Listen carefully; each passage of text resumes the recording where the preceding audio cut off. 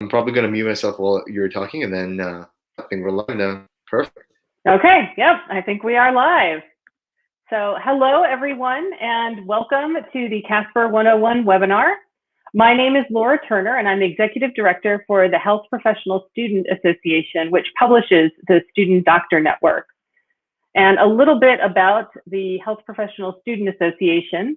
The vision of the Health Professional Student Association is that regardless of background or financial status, every student should have the same opportunity to attend a health professional school. We are really pleased today that we've been able to partner with Dr. Lior Krimus and PrepMatch for this webinar, and we invite you to check out all the donor-supported resources that we have available at studentdoctor.net. And we're really glad that you've chosen to join us for this presentation on Casper. A few housekeeping items before we get started. First, this live stream is being recorded, so you'll be able to go back and rewatch it or forward it to a friend who hasn't been able to attend. Also, if you have questions during the webinar, please enter them into the comment section of Facebook or YouTube, wherever you're watching this, and we'll address them during the question and answer session after the presentation. So we have with us Dr. Lior Krimus, who's the founder of PrepMatch, which is a free peer-to-peer tool to help you prepare for the Casper test. And so now I will go ahead and turn things over to Dr. Krimus. Hi, everybody. Oh, okay. I think we're sharing my screen here. So can you guys see my screen here? Yep, we can see it. Perfect. Alrighty, so let's get started. So let me tell you a bit about myself, and then we're going to go into the actual presentation. So thanks so much, Laura, for introducing me. My name is Lior, and I'm a second-year anesthesiology resident in Toronto. So I'm actually in the Great North in Canada, and I used the Student Doctor Network, interestingly, back when I was applying to medical school and when I was choosing a specialty. And I would have to say that the Student Doctor Network played a big part in why I chose anesthesiology, because as you probably know, it doesn't only help people kind of applying to medicine and other professional schools, but also helps with people applying to their different residencies. And when I first became interested in anesthesia, I looked up different posts about anesthesiology and the pros and cons of it, and it actually helped me choose a profession. So I really like the Student Doctor Network, and it played a big part in my life. So I encourage all of you to check it out. But a bit about myself. So again, like I said before, I'm Canadian, and I've always been very, very involved in mentorship. I find that being a mentor is one of the most rewarding things I can do, and I've helped a lot of people get into professional schools, medicine, dentistry, veterinary medicine, and one big question that always kind of bothered me was how to help people prepare for the Casper, because a lot of students come to me and they're like, how do we prepare for the Casper? And we're going to talk a bit about what the Casper is later on. And so that kind of inspired me to create PrepMatch. And so let's go a bit through my presentation. So I know Laura introduced already the Student Doctor Network, but I think a few things that I found very impressive about them is that they have millions of views every month. And like I said, they have a lot of interesting forum topics. They have a lot of expert answers, and they even have a lot of tools. And interestingly, one of the tools that helped me choose why I should become an anesthesiologist was they have this like choose your own medical specialty tool, which I encourage you guys to check out. And it's been active since 1999. So definitely go there after the presentation and go through the forums, and also consider becoming an anesthesiologist. It's a good profession, I can assure you. All right, so about PrepMatch, founded actually quite recently in October of 2020. So we started creating the concept of PrepMatch in the last summer. And we really kind of launched in October 2020 when it was the Casper season in Toronto. That's when most people were applying to Casper for the Canadian medical schools. And we advertised really with one Reddit post. So we posted on Reddit that we are this free Casper preparation, and that post, I guess, blew up, and we had thousands of users from Canada and even beyond join, and we had a lot of success. And since then, we've been trying to kind of spread our mission, spread our message to the US and other parts of the world. And we are a peer-to-peer Casper preparation platform, and like the Student Doctor Network, we are a nonprofit, and we want to make sure that everyone has access to free Casper prep, no matter what their background is, no matter what their socioeconomic status is. all our services are free, and all our services are meant to make things more equitable for people applying to Casper requiring schools. So I keep on mentioning Casper, Casper, Casper. What is the Casper? So a Casper is an acronym. Most people actually don't know, and I keep on forgetting, but I believe it's a computer-based assessment of personal characteristics. That's approximately what it stands for. And it's a test that was developed here in Canada as well. So it's a Canadian test developed in a university called McMaster University. And it's a online test that is used to assess your non-academic skills or your basic people skills. And the way it's structured the same thing every time. And it's composed of 12 scenarios, either text scenarios or video scenarios. And each scenario is 5 minutes long. Sorry, each scenario can be 1 or 2 minutes depending on the scenario. But then after the scenario, you get 3 questions that you get 5 minutes to answer. So let me repeat that. 12 scenarios. Each scenario is followed by 3 questions, and each of those 3 questions can be answered. So together they can be answered in 5 minutes or less. But typically people take all the 5 minutes to answer them. And so it takes 90 minutes to complete this test. And this test is meant to test different characteristics. So it's meant to test your empathy, your communication skills, your resilience, motivation, equity, ethics, collaboration, self-awareness. So it's meant to test all these different non-academic characteristics to see if you would be a good match to the professional school that you're applying to, whether it's medicine or dentistry. So how is this Casper rated? And this is a very common question, and it's a very complex question because the Casper, there isn't that much information out there, but there is very limited information that I'm going to be sharing with you. So what we do know is the Casper was developed by this company called Altus Assessments, based out of Master University, that's created the Casper and actually other assessment tools. And each of the Casper scenarios is rated by a different rater that is chosen by Altus Assessments, and they're supposed to be like independent contractors. I'm not exactly sure what the background is, but each of the single scenarios, so each of those 12 scenarios is rated by a different person, and they assign your score from 1 to 9. And then all those scores are averaged and released to the schools you're applying for. And then the big question is, well, how do they rate it? The unfortunate answer is that nobody really knows. It's quite a secret. It's more secretive than, I guess, nuclear codes in different countries, just because we don't actually have the rubric that they use. Obviously, because if someone has the rubric, then they'll be able to kind of quote unquote cheat the system. So we don't actually have the rubric that the people know, that the raters use. And the other thing that people always ask is, well, how can I find out what I got on the Casper?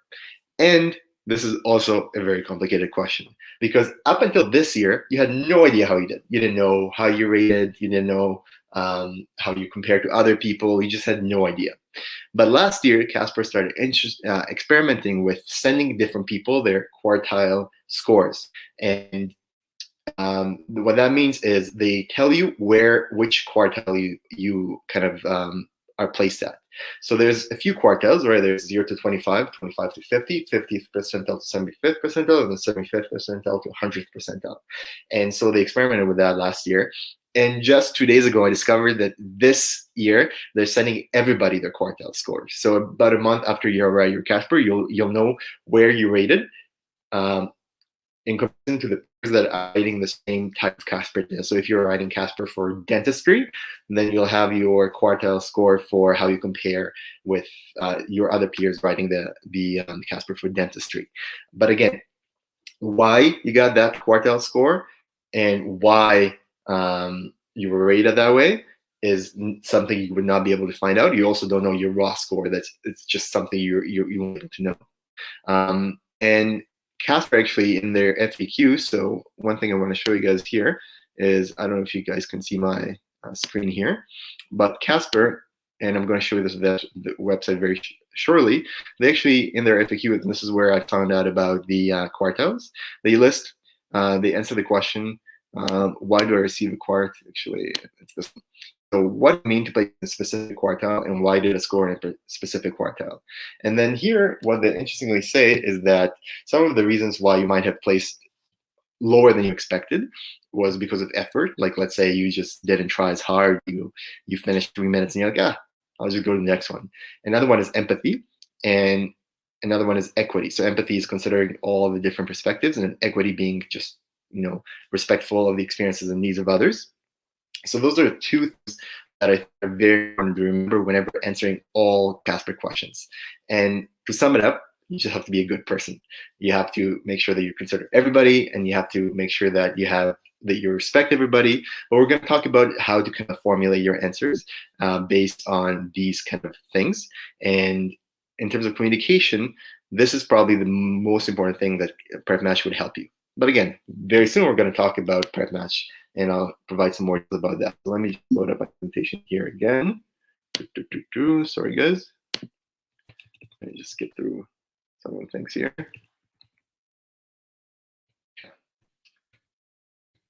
So, what programs use the Casper? And initially, it was a medical school test used for medical school entries, but now it's used for all other programs that basically the Student Doctor Network helps you with. So dentistry, veterinary schools, physician assistant program, nursing schools, optometries, and many, many, many other programs are using Casper. Even a lot of non-medical or non-kind of like traditional professional school programs are using it. Like nursing is now using not nursing, teachers, colleges, and teaching programs are now using the Casper.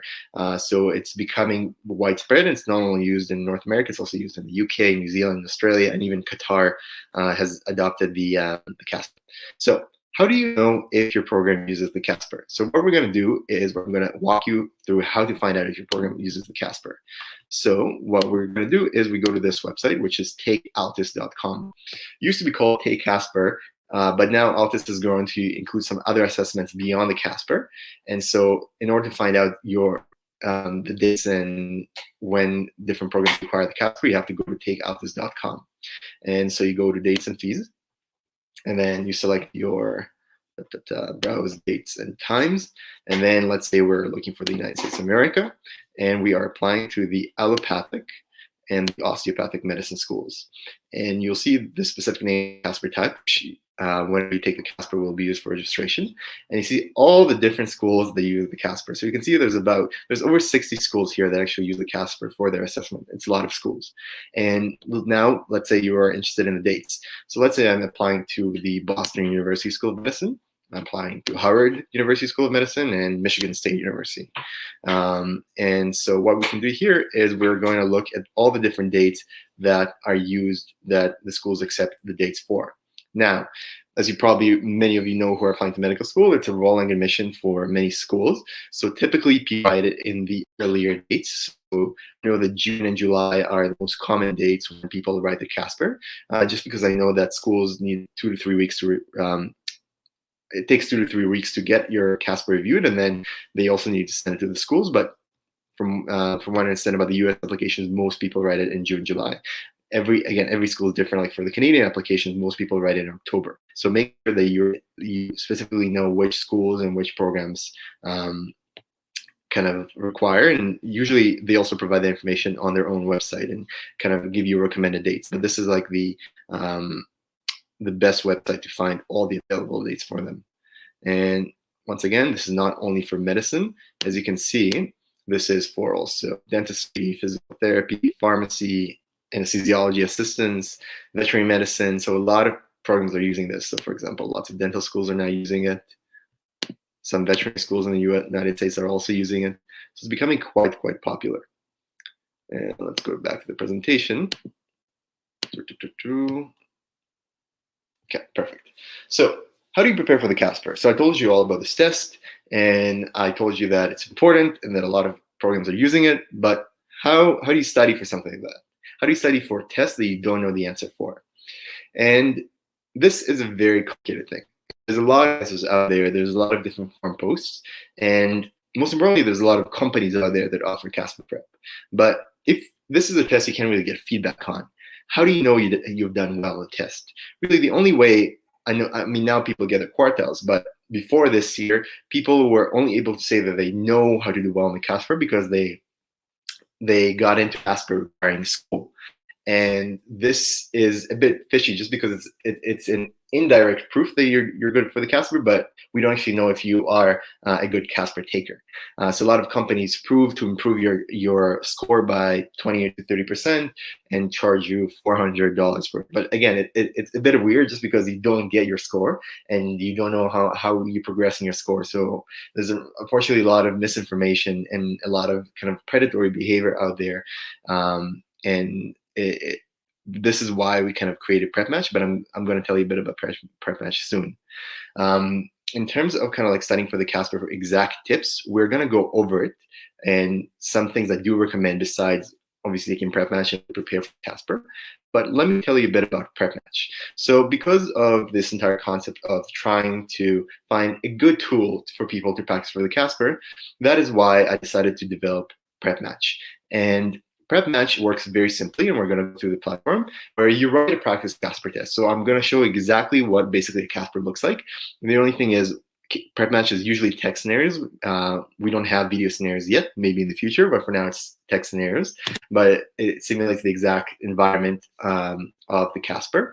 And you write a practice test scenario. And then if you want, you can grade and review a peers test. So you can choose from a variety of different Caspers out there. You can provide feedback on other people's answers. And then other people can provide reviews on yours. And it works on a fairness mechanism, meaning that the more questions you review, the more of your own questions you get to review. And typically you also are rated on your feedback. So it's not to say good job when you rate someone's answer, but you have to provide thorough feedback because they're actually going to rate your answer. And good reviewers are matched with good reviewers, right? So it gives you incentives to give good reviews. And this allows you both to improve each time. So this is why PrepMatch provides a very collaborative approach to preparing for the Casper. And in terms of the bits of PrepMatch, and again, we're going to see PrepMatch soon. I know I keep on talking about it, and you guys are like, what is this PrepMatch thing? And the most important thing is probably the fact that it improves your typing. It seems like a very small thing, but once you actually get to practice Casper scenarios, you realize that if someone gave you one Casper answer and gave you 3 hours to do it, it's not that hard. However, you get one Casper scenario, you have 5 minutes to do it, which makes it very, very complicated. And you have all these ideas, all these thoughts in your head, and it's just, you really want to share them with the world, but you have 5 minutes, and putting them and making them succinct enough in 5 minutes and giving them the structure and making sure to consider all perspective, that's the most difficult part about Casper. And with PrepMatch, you actually get to kind of calculate your words per minute and see your improvement and practice your typing. And that's probably one of the first things I tell people that they should use PrepMatch for. You also have hundreds of questions, and the questions were developed by myself based on my own kind of ethical experiences and different ethics books I read, as well as people who have taken the Casper. So these are not questions from the Casper. These are questions that are like the Casper. And we have run them by a lot of people that have taken the Casper, and they said they're quite very similar, and they can definitely see a lot of these questions on the Casper. It allows you to think like a reviewer, right? When you kind of look at other people's answers, you start assessing them, and by assessing them, you kind of think of your own answers and how to improve them. So thinking like your reviewer goes a long way in improving yourself. And probably an important thing about PrepMatch is it's free. You don't have to pay anything. So no matter what your background is, PrepMatch is for you, and you can use it free. Alrighty. So I think before we kind of go on to like Casper writing tips, I think this is time to show you the PrepMatch platform and kind of walk you through a bit of the platform. So this is PrepMatch, and kind of showing you some of the same diagrams I've already showed you guys and some of the benefits. And we have like an FAQ page if you guys are interested later on. But let's kind of start practicing a Casper test. So we're going to go and take a Casper test here. We are going to practice a full Casper circuit. So we are going to go full circuit. And they have different circuits which are rated by the users. So most users thought that this circuit is easy, whereas here most users found that the circuits were moderate. So, and we are going to be adding more circuits very soon. You can also, if you don't want this, you can actually practice random scenario, because I know it's quite difficult to practice 12 Casper scenarios every single day. So let's say you just want to practice one, you can choose like that you want 1 or 2 scenarios to appear in test. But let's do a full Casper circuit. So what we're going to do is we are going to pick, let's say, circuit number 7. So we're going to pick circuit number 7, and you have a lot of options. So you want it to be, so we'll allow you to be timed. It'll show you the scenario itself is going to be timed and the questions. So it'll show you that it will create a 5-minute environment. Or for this instance, we don't want it to be timed because I kind of want to go through and explain it slowly. For this time, we're not going to be timed. And you can also choose whether it's going to be peer reviewed or not, and you can change that. So let's say that you initially don't want it peer reviewed, but at the end, you're actually would really Casper answer. I really want someone to look at it. And then you can then you can change it later on. But this is just initially. And then we also show different test taking tips, which I'll share some of them with you later on in the presentation. But we'll say no for now. So I actually want it to be peer reviewed, just in case it's not the best answer. And then this just shows you some guidelines. And basically, you start with the Casper answer. So I'm going to show you guys this Casper answer here. Sorry, this Casper scenario here. And I'm going to give you about 2 minutes to kind of read through it and kind of consider it a bit.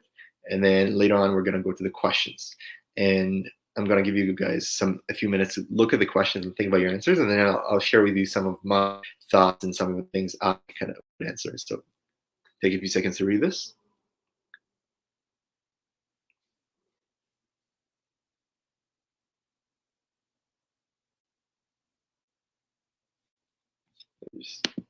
Sorry, checking your comments. Okay, alrighty. Now let's go to the questions. So these are the questions. Typically, you would have a timer here, but here we kind of forfeited the timer. But these are the 3 questions that you're gonna answer. And one thing I like doing before I actually answer the questions is kind of like scanning the scenarios, just because. Sorry, scanning the questions, because things in question 2, you would start answering things in question 1, which would be repeated in question 2. And so you don't want to repeat. You rather kind of want to divide it up.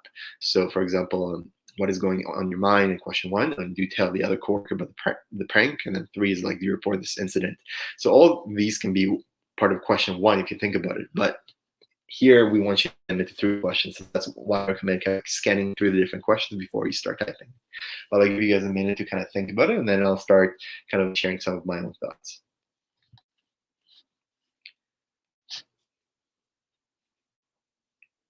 Oh, and it's very important that you can't really go back to watch the scenario, read the scenario. That's why you really have to pay attention, because you only get to see it once, and then you have to answer these questions. Okay, let's go over some of these questions, and I'm gonna give you guys a chance to kind of later on ask any questions and clarify a few things. But the first thing that I always consider in scenarios is, what are some things that I don't know that I would like more information on? So for example, here let's say there are multiple unknown.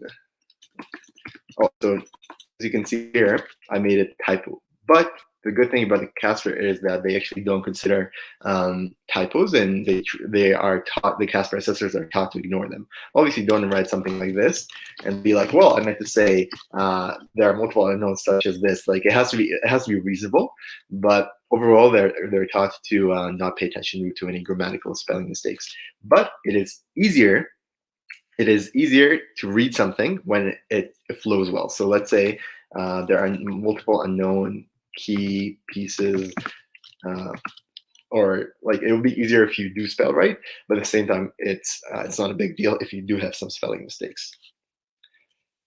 So for this one, we'll say there are multiple unknown key pieces of information that I would want to find out about, including, so what are some things I want to find out about? So for example, here I want to find out about how close I am to both coworkers, because the relationships matter in these scenarios, and you want to show you're always thinking about the relationship to different players in the game. So you want to consider how close you are to the coworkers. You want to know about the nature of the prank, right? Like, for example, is it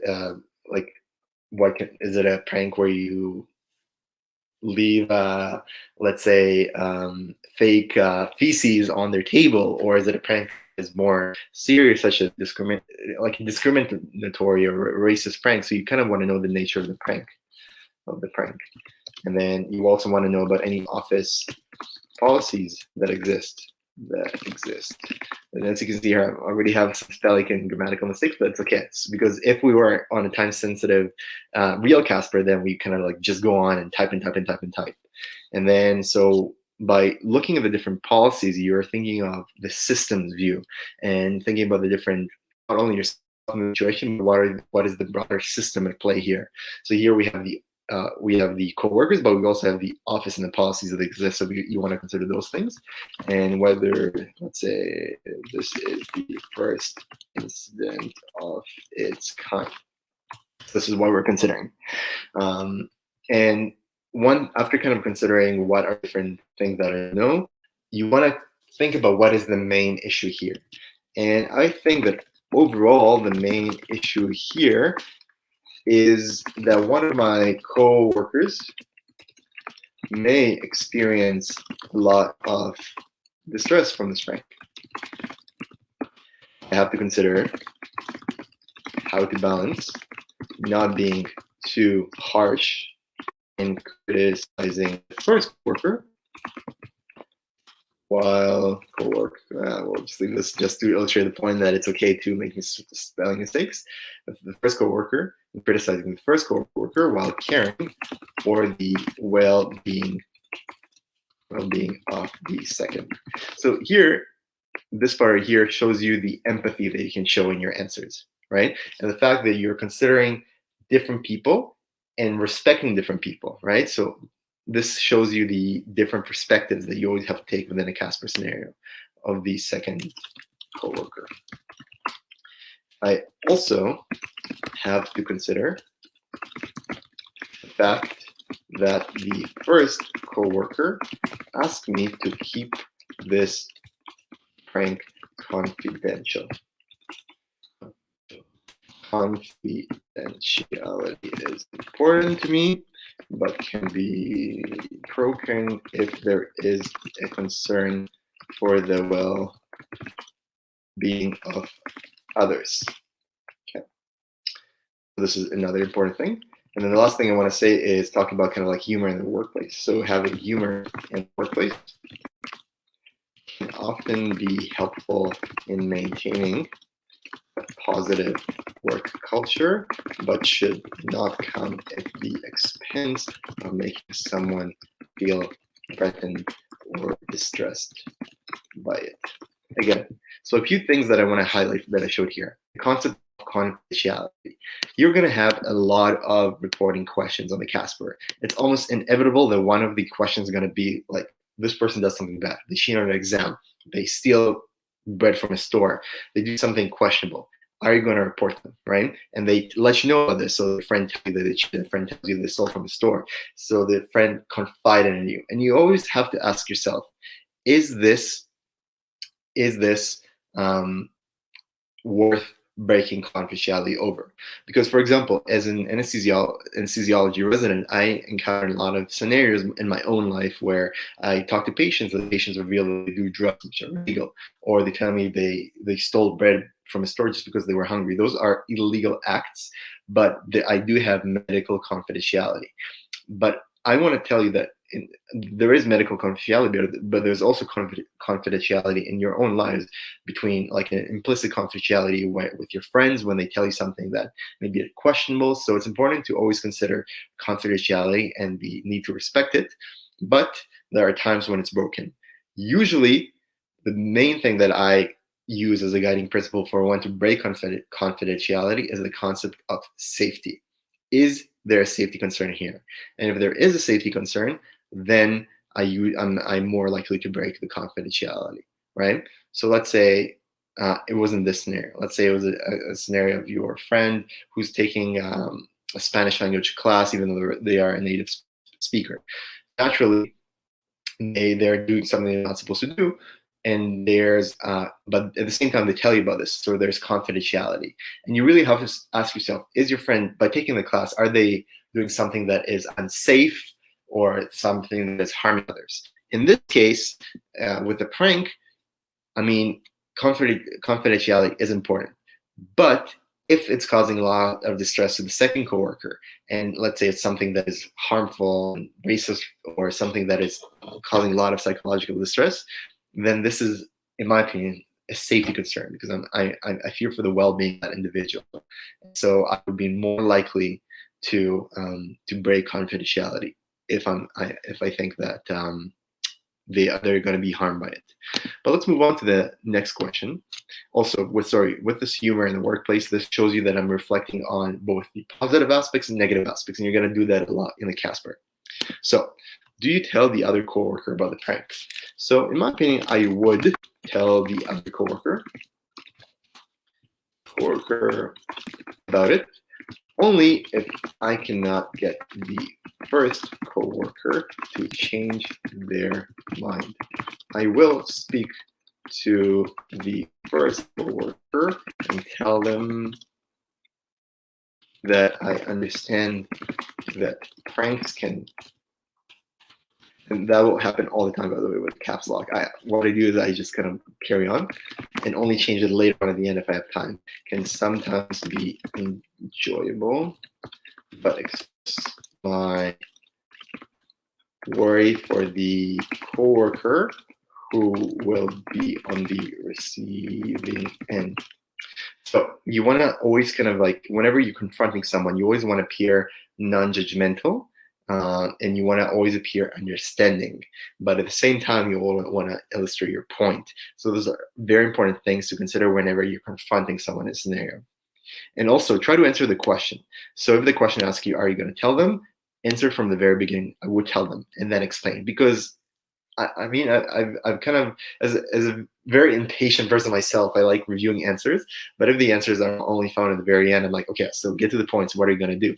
So try to kind of answer it right at the beginning, and then explain yourself and show the different multiple perspectives.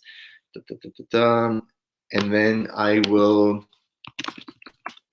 first plead with them in a very polite and non-aggressive way. This is a very key word. Remember, non-aggressive, non-judgmental. Those are very important words to remember in your Casper answers.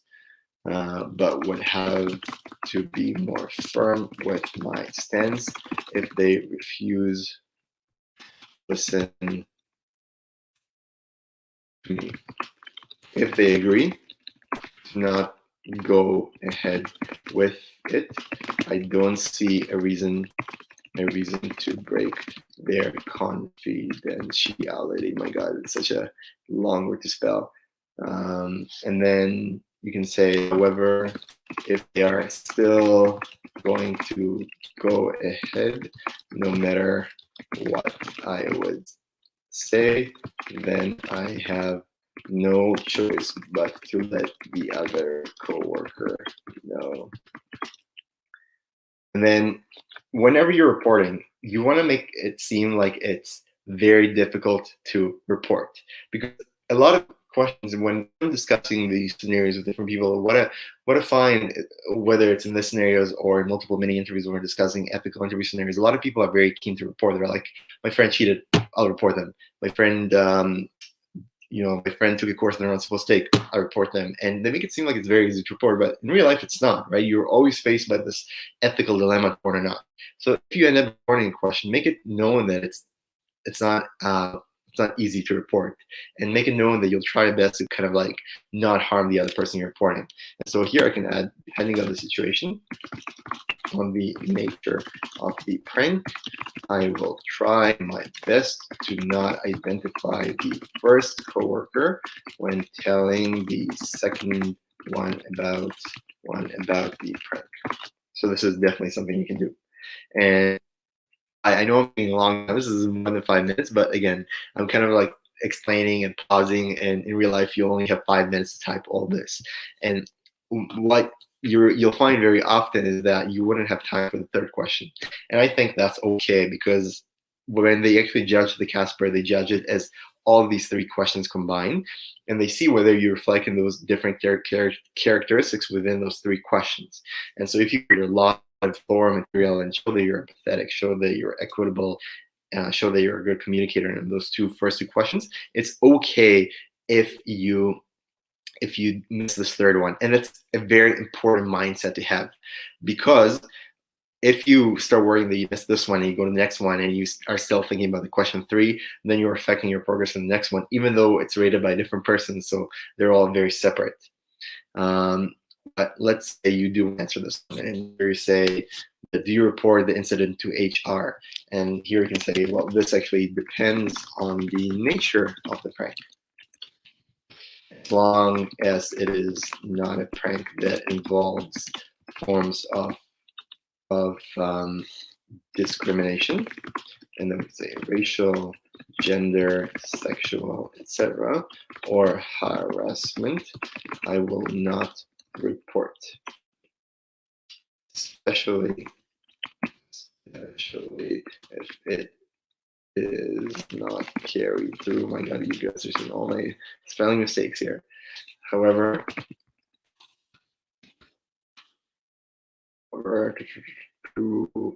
if the prank does not involve harassment or discrimination, I will report. This would be difficult to do because it will ruin my relationship with the first coworker.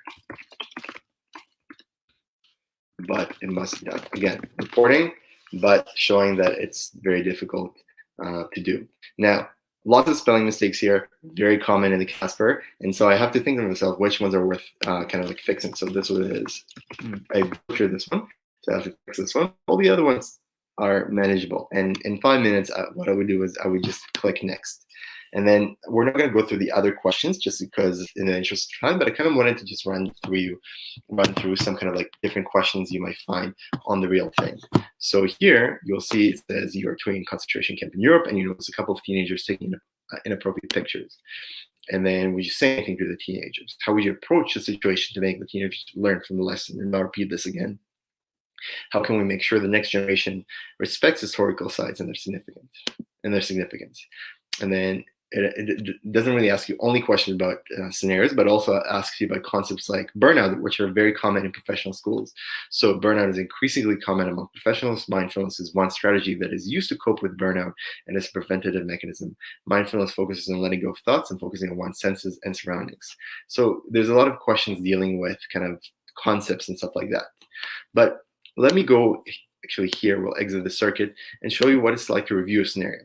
So you can actually see all your answers here. So let's see circuit 7. And you can see that it took me actually 6 minutes and 48 seconds to complete this scenario. So it wasn't too far off from 5 minutes, really. So it shows you that it is doable to write this, maybe a bit less, in 5 minutes. And it shows you your typing speed. So I wrote in 56 words per minute. Typically, I'm a bit faster, but kind of, yeah, I had to talk and pause, so it was a bit slower. But by tracking your words per minute, you're actually able to increase your speed. So we can actually review our scenario here and review our own answers. And then right now it shows that for it to not be reviewable, so I can make it actually reviewable, and that way peers are able to review it. But let's say that I don't want it. And then what we're going to do is we're going to go back to our main screen here. This is our platform screen. And then actually you can review your peer's answer. So here are different answers that are available for me to review. And so let's say that this person here wrote this, answered this question. So this is a quote by Einstein. Albert Einstein once said, curiosity has its own reason for existing, and this was their answer. And then I can provide them with feedback, and we actually give some tips here about how to provide proper feedback. Again, this is not exact science, but it's just things that I've and a lot of my coworkers and a lot of the people involved in PrepMatch found helpful. We can give them a rating and then tell them what they did well and what they could improve on. So we make sure to provide very constructive feedback by telling them what they did well, which is very important as well, but also what they can improve on in our opinion. And same thing people can do for us, right? And once we actually receive feedback, they can actually, or once we give feedback, they can actually comment on this feedback and leave comments on it. So again, it's a very collaborative approach and a lot of back and forth feedback. And what's important to realize is that you're going to be having a lot of feedback. Some feedback is going to be good, some feedback is going to be bad, Some people are not going to try hard when you give feedback. Some people are going to give you amazing feedback. And so you as an individual have to take all of this feedback in total and kind of consider how to improve your answers. But let's get back to our presentation here. And I'm going to be discussing some ways in terms of kind of like improving your Casper and how to prepare for it. So obviously, take PrepMatch. That's one of the points I want to illustrate here. But speed is probably one of the most, or if not the most important thing here. You can spend 3 hours answering those 3 questions, but unfortunately you don't. So it's important to practice your speed, whether it's the PrepMatch or other typing mechanisms. What I used to do back in the day before, when I actually had my own Casper, which was like 7 years ago, was that I took MMI scenarios, multiple mini interview scenarios, and I would just type out the answers in Google Doc as fast as I can. I would time myself, and that's one way I kind of increase my speed. Another thing with Casper that's very important is be firm with your decisions. So what that means is that when you are starting your answer, go ahead with it. One of the worst things to do is to kind of delete your entire answer and then start again, because then time runs out and you have like 3 words there. So when you go with the decision, you're better off just going ahead with it and just being more complete. Brainstorm key events in your life. What I mean by that is that you should be thinking about significant moments in your life. Times you showed strengths, times you showed weaknesses, any conflicts you experienced. Because a lot of Casper questions are going to ask you, talk about a time when you experienced conflict in your own life. Talk about a time when you experienced difficulty confronting a friend. Talk about a time when you worked well on a team, right? So it's very important to kind of brainstorm these events prior to the actual test, just because it's very difficult to think of them in the moment when you have 5 minutes to answer 3 questions, and this is one of them, right? And the last thing I always kind of tell people is be a good person. So be the best version of yourself. Consider everybody, feel bad for everybody, and consider a lot of different perspectives. And whenever approaching different questions, I kind of mentioned some of those things here when I was answering the previous question. But when the previous story scenario, some of the things I always think to myself when answering questions is, what is the main issue here? What is involved? Who is involved in the scenario, and how do the relationships between them play a part? Relationships are important. Is there a friend-friend relationship here? Is there a power dynamic? So let's say your supervisor does something weird and asks you, are you going to confront your supervisor? And you have to acknowledge that there is a power dynamic and it might be difficult to confront them. What are the different options and which ones you'll go with? And why did you go with the option you chose? So those are some things to always kind of consider when answering those questions, the Casper questions. And just wanted to show you that initially when we kind of shared our Casper on Reddit, this was some of the comments that we got, which I found very entertaining. And I recently kind of emailed a few users and asked them for feedback. And this is some of the feedback we got, which makes me very happy. And I just wanted to share you guys in order to encourage you to kind of sign up for PrepMatch. So I'll give you guys a few seconds to read this one. And actually, we started getting responses from a lot of people who got into Casper acquiring schools, and I expect to have a lot of responses soon, just because the Canadian medical school acceptance rollout is coming up in about a week and a half. So hopefully, we'll be getting a lot of thank you messages then about the fact that we help a lot of people get into medical schools as a result of the Casper preparation we offer. But this is it. And I encourage all of you guys to, first of all, visit the Student Doctor Network, just because there's plenty of resources, not only about the Casper, but also about the MCAT, different specialties. Once you are in medicine, different resources about shadowing, and it's just a world of information there that you can spend hours and days and probably months reading. And I also encourage you to check out PrepMatch.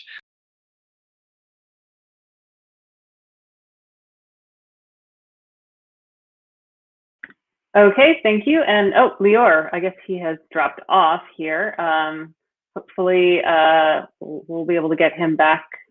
We'll have our producer follow up with him. Let's go ahead. I can answer at least a few of these questions. So I'm going to pull over this question from Samaya. And she asked, how heavily is the Casper test score weighted in a dental student's application in the US? Oh, and we've got Lior back, so let's add him back in. So our first question is, how heavily is the Casper test score weighted in dental students' application in the U.S.? I think it's really school dependent, isn't it? How will they use it? Lior, can you talk a little bit about that? It's very difficult to tell you exactly, just because every school uses it completely differently. Some schools use it as a pre-screening tool, so you just have to pass it. Some use it as part of their formula. So some would use it, like, let's say their formula is like 20% MCAT, 30% GPA, 20% your personal statement, and then 10% Casper. I'm sure it doesn't have to 100, but every school is different. And for example, some schools completely just discarded the concept of the interview, especially with COVID and the fact that you couldn't really do in-person interviews, so they are not even doing interviews, and they have replaced it with Casper. And so it's very different from every school, and the best resource is probably the school's website. And I encourage you to also email the admission committees and the admission personnel in the different schools you're applying to. They would be able to tell you exactly how they use the Casper. Hopefully they will be able to tell you, unless it's very, very secret. Okay, the next question is from Yulia, and she's asking about how much time you have to read the scenarios before you move on to the questions. So that is also a very good question. So in this case, it was a very non-realistic Casper, just because we chose to not have it timed. But on the real thing, though, it is timed. And in PrepMatch, there is an option to have it timed. And typically each scenario, whether it's a video or text, will be about 2 minutes, but you are timed. And unfortunately, you do have to kind of like pay attention at every second, especially in a video. And whenever you're reading, you have to actively read. It's kind of like cars, right? In the MCAT section, where you can just passively read every word, every sentence is important, and you can't go back. So it's very important to just kind of like focus on it and remember it later on when you're actually starting the questions. Okay, the next question is from Hans, and I think it's about how PrepMatch works and how you manage trolls, basically. So what are how do you avoid people, giving bad assessments? Or how does that get managed? That is very good. So again, a few ways. One, we have a reporting system. So we do have kind of a reporting system where you can actually report and answer, and then me or the other interns involved in PrepMatch will actually review the report and see if we have to kick this user out and ban them from PrepMatch. Thankfully, though, even though we had thousands of users join, I only had 2 reports. And so I didn't have to deal with many reports, and I wasn't kept all night kind of dealing with these reports. And the other thing is, if you don't provide positive, I'm not saying positive, because providing negative feedback can also be a good thing, right? But providing thorough feedback, if you don't provide thorough feedback, then you don't get matched with thorough feedback yourself. So again, it involves a very collaborative and very reward-based mechanism to encourage you to provide the most thorough feedback you can. And again, if you think about it, in the entire website and a lot of tips I offer, I tell people to be good reviewers, because by being good reviewers, you are improving your own performance. Great. Let's go on to a question from Alice, I think. And she's asking about Duo or Snapshot. Now, I've read a little bit about these. I'm not super familiar, but I believe that's a new test that's offered alongside the Casper, where you, rather than typing your answers, you do like a video answer, like sort of like a mini interview, but it's recorded. Can you speak a little bit to that? Yeah, for sure. So those are very, very, very new concepts. And the Casper has been around for 10, 11 years, so it's very established. A lot of schools know about it, and a lot of schools have integrated that into their admission criteria and admission formulas. The snapshots and the Duo are experiments, basically, right now in their experimental stage, and a lot of schools don't exactly know how they're going to use them in their application process. So now they're asking you to complete them. Not all schools, but some of them are asking you to complete them, and they're going to use those scores in order to see what your scores are and how they correlate to your GPA and MCAT and how they can potentially use them.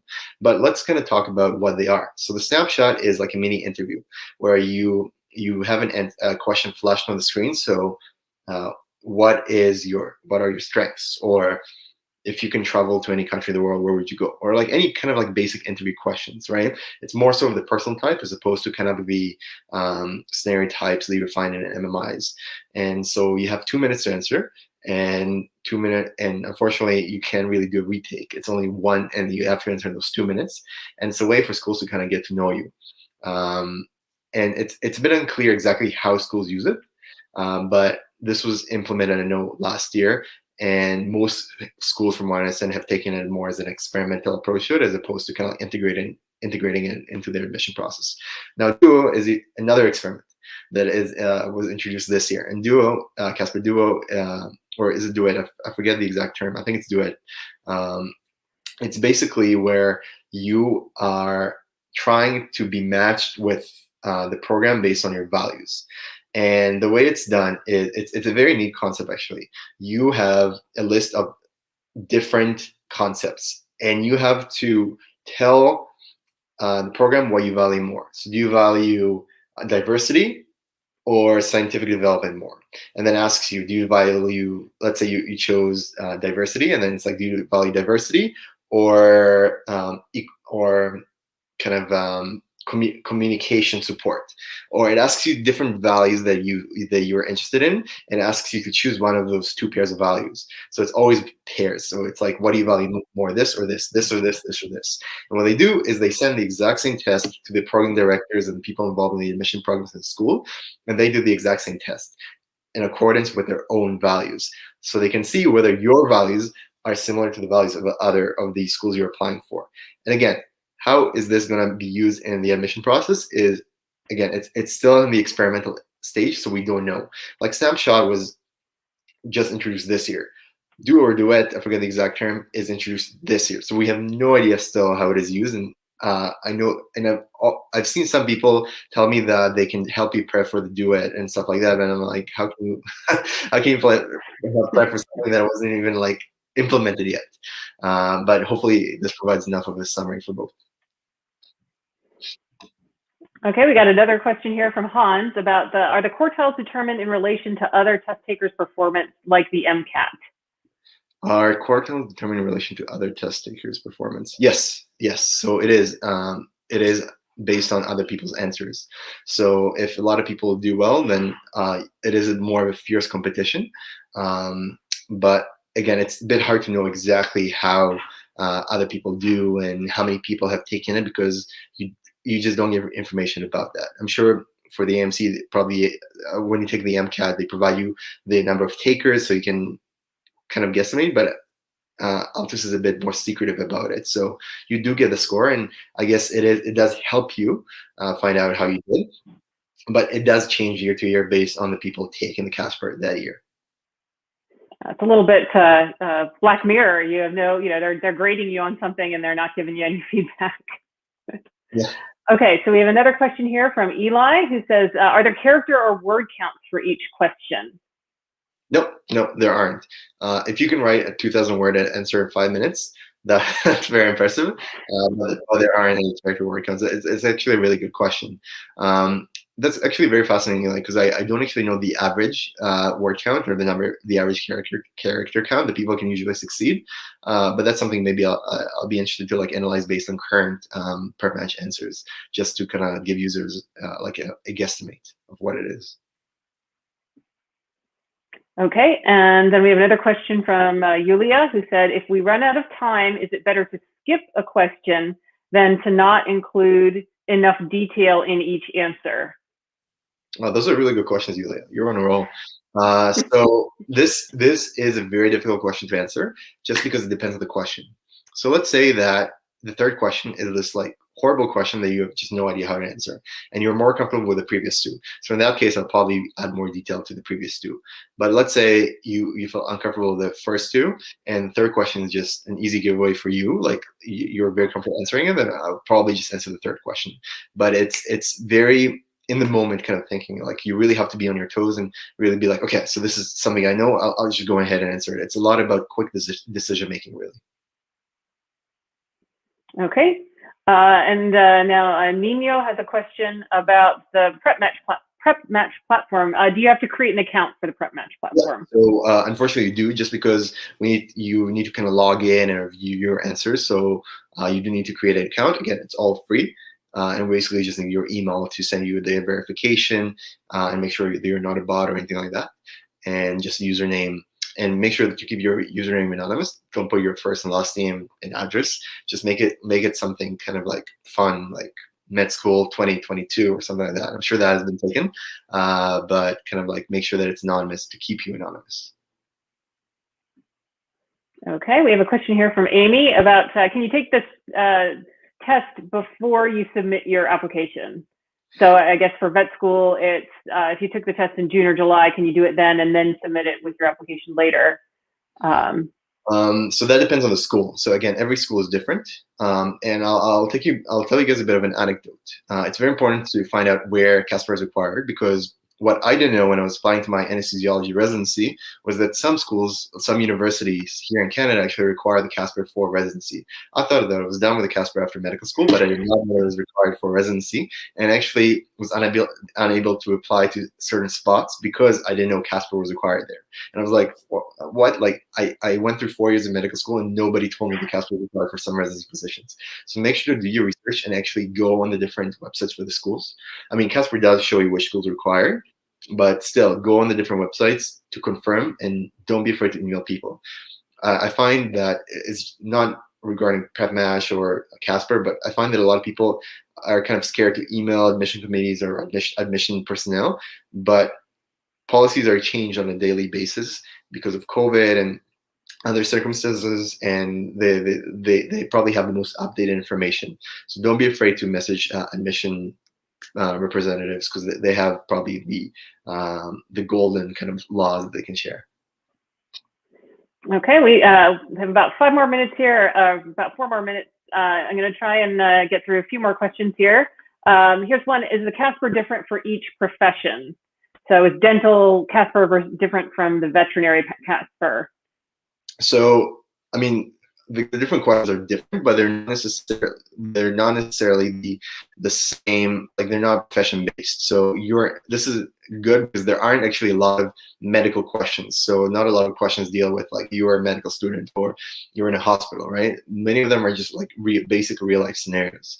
So for the veterinary school, you're not going to be like there's probably not going to be scenarios dealing with you're a veterinarian working in a clinic and someone wants to euthanize their dog, right? This is more like an interview question that is popular in veterinary school, but it wouldn't be here.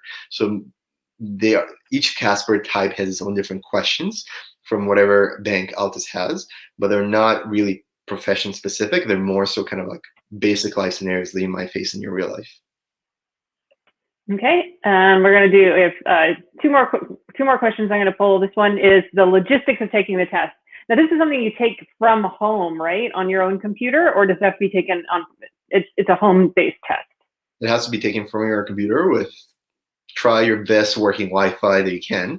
My Wi-Fi is a bit funny, which is why I quit like halfway. So make sure that you have very good working Wi-Fi. I recommend testing it before and making sure that if you are living in a household with other people, asking to not use the internet then, to not interfere, and kind of find a quiet room. Noise canceling headphones or headphones that you can use. Actually, probably headphones just because there's video scenarios. But again, make sure you have a quiet space. And I've done mine in the library. I booked myself a study room in the library back when libraries were open here in Canada. So I booked myself a study room and I studied there, and I just wrote it for the 90 minutes, and that's what I did. So I encourage you to find your optimal time and place to do it, and working Wi-Fi. Okay, I'm going to go ahead and do this one last question, and it's really another one from Hans about, what's your response to the situation we premeds are in, where we're forced to pay for these different tests, even though we already have interviews serving the same function? What's your opinion? This is really an opinion question, so. This is a very philosophical question, and it's a good question, Hans. I'm hoping that schools would be able to subsidize those things, and there's going to be more kind of subsidy on the part of the AMC or the parts of the schools themselves. But I agree. I think it's a bit unfair that you do have to pay for the schools, and I hope in the future they'll be able to reduce the Euro scores. I do know, though, I don't quote me for sure, but I have heard that if there are programs where you can actually get reimbursed for your Casper, or you have the fees waived. So I recommend for you to go to the takealtus.com website, and just because I remember reading something about that. So I encourage you to go on it, just because I know that if you're not in a good financial state, then they'll be able to kind of waive your fee. So do definitely go on there. Okay, well, I think that just about wraps it up because we're just about out of time here. So I just want to say thank you again for attending this webinar on Casper. If you joined us late, it will be available for viewing on YouTube. It's being recorded. We really want to extend our gratitude to Dr. Krimus for creating the free PrepMatch tool and for giving us his time to prepare and conduct this presentation. And we'd also like to remind you one more time that we have lots of donor-supported tools and resources available on StudentDoctor.net to help you with your journey to becoming a healthcare professional. And we invite you to check them out. Use it. Great research. Sorry, no, go. I interrupted you. Go ahead.